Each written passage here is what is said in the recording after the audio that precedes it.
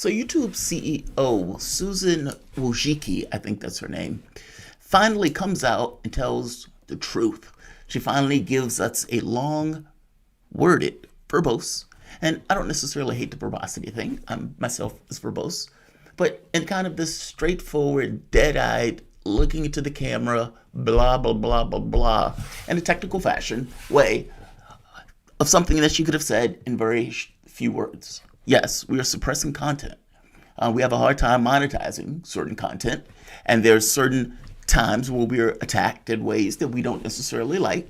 We thought we were going to be doing cat videos, and some people ended up not doing cat videos. They started doing news, and they started looking at the world, and we got attacked for that. We're bothered by that, and so we have suppressed certain content as opposed to others, meaning we will take what we consider to be authoritative sources as opposed to people in their quote-unquote basement. Now, the basement thing is very specific. Who is in their basement doing news? I suppose I'm in my basement doing news. By the same token, I also work on a radio show that we do news all around the world. Jordan Sheridan from Status Quo, well, they're independent media creator. They had people at the scene at January 6th actually filming and recording. And what did YouTube do with them? They shut them down. Not just shut them down. They, if I'm not mistaken, gave them a strike or warning over this. Keep in mind, Congress ends up using that video in their congressional hearings. And yet YouTube is willing to take down sites for it. Ford Fisher gets his account shut down over playing a video like that. So you must understand the ridiculous, to argue that independent creators are just in their basement, because that's what she's doing. She's conflating multiple things in order to kind of make this point of yes, we're suppressing content. And it's okay that we're suppressing content because people in their basement are doing blah, blah, blah, blah, blah. But the reality of it is that in your basement is covering a lot of stuff. And she's basically talking about just independent creators, the people that are not CNN or basically mainstream media. I want you to understand what that means for the moment. First, I'm going to let her answer.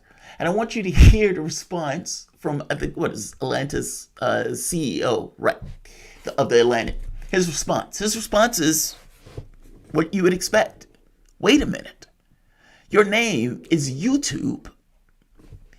It's not corporate media tube, it's YouTube. It's individuals that can be able to cut on their television or cut on their camera and do whatever they were going to do. Cat videos or dancing or news.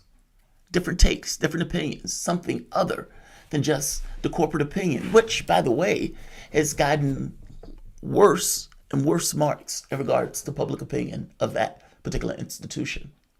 And the answer, the solution that YouTube has come up with is, let's ram it down people's throats. So much so that other opinions and points of view aren't aired. And we're not talking about Nazis. We're talking about just independent media as a broad brush. They're trying to rub out a certain section.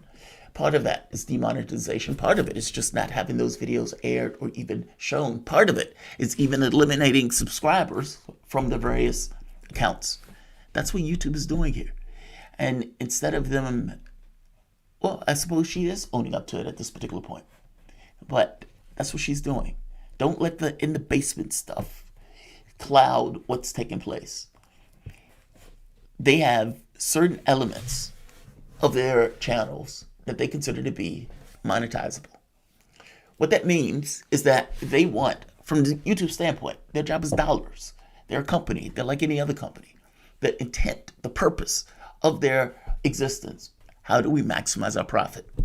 If you're doing news and opinion on YouTube, and if it is any way whatsoever not monetizable, even in a way that they could be attacked for it by mainstream media that doesn't necessarily like that YouTube can get some of their revenue, then they could be hurt by that, at least from a public image standpoint. So all things being equal, they err towards the side of, if we're not going to monetize it, we're not going to monetize it. We don't even like putting the energy necessary into determining whether or not that is monetizable or not. It's too close to the margin. So we'll allow it to exist.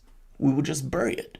Nobody will see it. It will be in other regions. It's not necessarily going to pop up in searches. It's not going to be something that people can find. Even if people look for it, they probably will not be able to find it. Maybe if they put in the exact wording of the person's name or whatever. But ultimately, we are going to bury the content in favor of CNN and mainstream media. What's interesting here is it doesn't matter what's true. Truth has nothing to do with this. This is what is the government's line, period. Because the government's point of view is basically the point of view that media espouses. It's not that much of a deviation. In fact, the media can get it entirely wrong. And the media can go from one conspiracy theory to another conspiracy theory. YouTube would allow that, would play that, despite the fact that it is a conspiracy theory that is leading countries to wars where millions of people could be adversely affected. YouTube doesn't care about that. What YouTube cares about is whether or not they can be attacked for it. What is the government's line? That is what media advertises. And in that very specific line of what the government wants us to portray, what does media portray? That's where YouTube wants to be. For them, there is no attack point. Truth doesn't matter. What's real doesn't matter. Even if there are alternative points of view. I mean, if I'm not mistaken, YouTube had struck like RT or something for airing some point of view that they didn't particularly like. There was another one, Press TV at some point, where Twitter took their account down. Tell us, sir, Twitter locks their account down. Meaning Twitter, Facebook, these guys and YouTube seem to be working almost in line with government thought, almost hand in hand. It's bizarre. Or maybe it's not bizarre. I'm just saying that seems to be what is taking place. The thing that I want you to listen to here from her point of view, and I get where she's coming from. She's like, look, we don't want Nazis creating a huge ecosystem on YouTube. That is not something we want. We don't want anti-vaxxers and people who are saying the flat earth is the prevailing idea of science creating a platform and an ecosystem on our channel. That's basically her argument. And if I was running a company, maybe I would have that same sort of point of view. But the fact of the matter is, YouTube is a platform, supposedly. And this notion of a platform, meaning they're not necessarily taking this kind of hard line in regard to this versus that, providing that it's not harmful. And the question of harmful is very, very gray, very gray. And maybe that is part of the problem. It is very gray. You have some people that want YouTube to expand the amount that they get rid of. You have some people that want it to expand the amount that they allow. And YouTube is in the middle of this trying to make a choice. The choice they're going to make is one that is financial. And that financial choice is, if this is gray, let's push that off. And let's get with these cat videos. And yeah, from the standpoint of controversial topics, we will accept the established government line. Period. That is an unassailable position to be. Doesn't matter if it's true. Is it true that the Russians paid the Taliban to kill Americans? Now think about what we're saying for the moment. The United States has invaded a country. And not just invaded a country, has been killing people in that country for 20 years? Now, we've also found out that the U.S. is losing a war in that country, which means that the Taliban is, for all intents and purposes, winning. Add to this that we're invading their country. I'm trying to stress that point. Why do you need to pay the Taliban to do what the Taliban would probably pay people to do if they needed to? Why would you pay them for that? Why would you have to pay them for that? It doesn't make sense. The story doesn't necessarily make sense. But in the context of our American media, they run with it. The CIA has its people in these various agencies and spooks and hooks. And they would leak them stories. And they would run those stories. The reality of whether the story is true or not doesn't matter. At least it doesn't seem to. Because any person that cared about whether or not a story is true or not would have asked, wait, why do they have to do that? Why is that necessary to do? But that is not something that's asked. They just run it. It's very strange. It's very weird. But our media is grotesquely dishonest. And the problem is, Susan Wojcicki here doesn't allow for the people who would say, hey, that's dishonest, because it affects adversely the bottom line of YouTube. Does that entirely cripple, if not destroy, any notion of what YouTube is? Yes. Is that the destruction of any bastion of free speech? Yes, that's exactly what that is. And I understand that that's from a governmental perspective. But if you have media that basically takes a government line almost as a stenographer, and then you have YouTube that basically says, yeah, on various issues, we are going to just accept the government's line, which is basically what media is repeating. And we're going to use that as our standard of conversation. Anything else is going to get suppressed. Anything else is going to be pushed down. Truth doesn't matter. That's disturbing. I think people need to accept and internalize what that means in regards to any notion of any kind of democratic system where the commons at this point is being utterly and entirely destroyed under this notion that it is quote unquote harmful because it doesn't match and fall in line with the media's very, very narrow parameter for discussion, and honestly, often dishonest. The OPCW comes out with a report. The U.S. attacks another country. Well, to be honest, not even waiting for that report. But the report basically gives some legitimacy to something as if there was a chemical weapons strike. Members who were on the ground said that report is false. More people come forward saying that report is false. People who are on the ground come forward and say that is not true. You have others who make the point of saying the people were being pushed and that report was changed. And yet, the OPCW, the head of it, what is Fernando Arias, I forget the guy's last name, doesn't want to own up to that, doesn't want to acknowledge that, and even when confronted by it. Again, people who are on the ground. Now, the mainstream media runs with the first story, doesn't touch the second. How weird is that?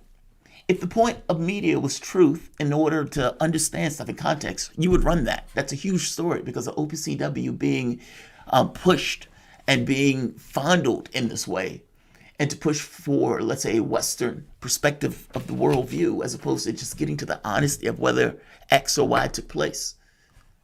That's a big deal. Media doesn't cover it. It's very strange. That's the point I'm trying to make to you. If media is not state media, then how do you not cover that?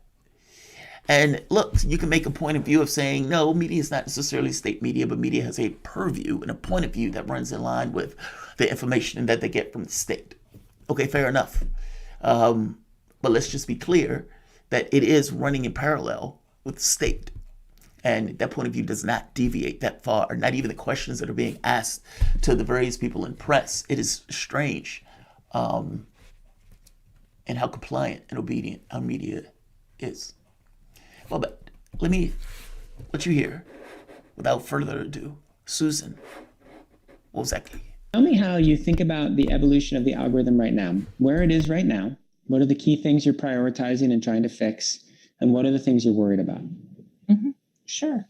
I think we've come a long way in our algorithm. Ultimately, we want to give information and suggest videos to our users that we think they're going to enjoy and want to see and related are to their interests. But there's a lot of caveats to that, too. So first of all, as I mentioned, when we deal with information, we want to make sure that the sources that we're recommending are authoritative, news, medical, science, etc. And we also have created a category of more borderline content where sometimes we'll see people looking at content that is, or it'll be content that's lower quality and borderline. And so we want to be careful about not over recommending that. So that's a content that stays on the platform, but it's not something that we're going to recommend. And so our algorithms have definitely evolved in terms of handling all these different content types. I'd say the plus of that is that our users are able to see higher quality content. They're also able to, we're able to make sure that they're getting information from sources that are very reliable. But I would say the con of potentially some of these changes, because as you pointed out, every change has some downside, is it may be harder in some cases for channels maybe who are getting started or smaller to be able to be visible when there is a major event or when people are looking at something that is science or news related. But I would say that that's a trade-off that we've made because we've realized that it's really, really important. So like we learned this lesson the hard way. So when we had the Las Vegas shooting, unfortunately, there were a lot of people who were uploading content that was not factual, that was not correct. And it's much easier to just make up content and post it from your basement than it is to actually go to the site and to be able to report and have high quality journalistic reporting. And so that was just an example of what happens if you don't have that kind of ranking. So sure, we want to enable citizen journalism and other people to be able to report and other people to be able to share information in new channels. But when we're dealing with a sensitive topic, we have to have that information coming from authoritative sources so that the right and accurate information is viewed by our users first. And that's not an easy trade-off. I mean, your name is YouTube. The whole principle is that anyone can have complete free speech and publish whatever they want, or that was the founding principle. I would imagine that this is a trade-off that did not come lightly. So it's exactly. Your name is YouTube. That's your name. Your name is not corporate media. In fact, there's already something named corporate media. It's called corporate media. CNN, MSNBC, and Fox News. Pursuant to that, reliable sources, they would play each and every episode of Rachel Maddow. Rachel Maddow went on a tear for 3 to 4 years screaming about Trump and Russia. The news media went on a tear about Russians paying Taliban for American bounties. And then the moment that story was crushed, they moved to another conspiracy theory dealing with Trump and Russia. Something that the Mueller investigation said not true, that now Biden's saying is true, and they're too stupid to even ask questions about it. It's astonishing, but they're reliable sources. It's not that they're a reliable source. The reliable source is Orwellian. No, they're corporate media sources. That is the established line of conversation. And within the context of that established line of conversation, you can put ads and everything else because those are establishment sources. It's media, it's news that you will never be attacked for. It's news that is never going to be risque. It's basically the cat videos of news. Pure and simple. As long as the government gives you the information, media runs it, YouTube is perfectly happy with it. What's true doesn't matter. Is it corporate media? That's the point I'm trying to get across, I guess. How problematic this is. This would be no different than if there was a ministry of truth, and the ministry of truth said, this is reality. And media says, okay, this is reality. And then social media, who at one point had some level of license to talk and argue and bitch and moan. And yes, I accept that there are going to be some people who are nuts and in their corner screaming about the flat earth. By the same token, there are going to be some people like myself who does this for a living, has been doing it for the last 5 years, who's been pretty damn good at it, who, like Jordan at Status Quo, who have people literally at the site of these events. And I'm trying to stress how screwed up it is that YouTube would attack various sites that was showing what was taking place on January 6th, shutting those sites down while simultaneously allowing mainstream media to play the information. And this is what she's talking about. Do you realize, to make this worse, she wins an award given by YouTube on freedom of expression. Yeah. She's basically saying that YouTube no longer exists. However, thank you for the award on the freedom of expression. I appreciate that. I'm Susan. Wojcicki. Susan Wojcicki. I don't even care if I get your name right. Susan Wojcicki. And by the way, this is not just my appraisal. Look at this. By the way, right here. Let's right here. Can you see that? Can you see that? Let's blow that up. And bam, add my name to that number. Dislike. I dislike you. Dislike. It destroys the notion of YouTube. Have a backbone. Grow a spine. Grow a spine. But again, I get it. This is a capitalistic enterprise. Your job is how do we maximize our profits? And within the context of maximizing your profit, you need news that are cat videos. You need the cat video version of news. And so you have Chuck Todd. You have Rachel Maddow. Doesn't matter if Chuck Todd and Rachel Maddow get it right. Doesn't matter if CNN is basically wrong. Doesn't matter if there are other points of view to the various stories that you're talking about. Doesn't matter. From your standpoint as a company, doesn't matter that YouTube started as X or Y and that you basically exploited the talent of other people for your own profits. And now you've gotten to such a position that you can say, okay, yeah, thanks, but we no longer need you in this capacity. So we're going to bring down various people who have made a living on our particular site for all of this particular time. And the fact that there's probably a subjective middle, in fact, a big subjective middle, that they are dragging in a batch that is probably toxic, if you want to call it that. Yeah, any notion of what the YouTube is has been utterly destroyed.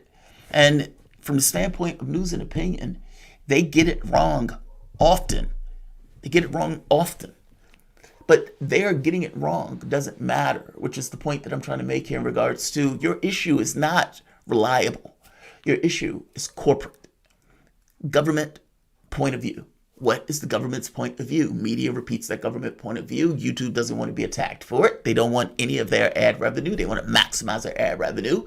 So they expand and blow up corporate media sources that would never be attacked for bad points of view. And would never even go back and challenge and remember that they gave a bad point of view. And even probably revisit it in 5 years when they give that bad point of view again. It's not about right or wrong. It's only about what's the corporate source. What is the government line? And these guys at this point are stenographers.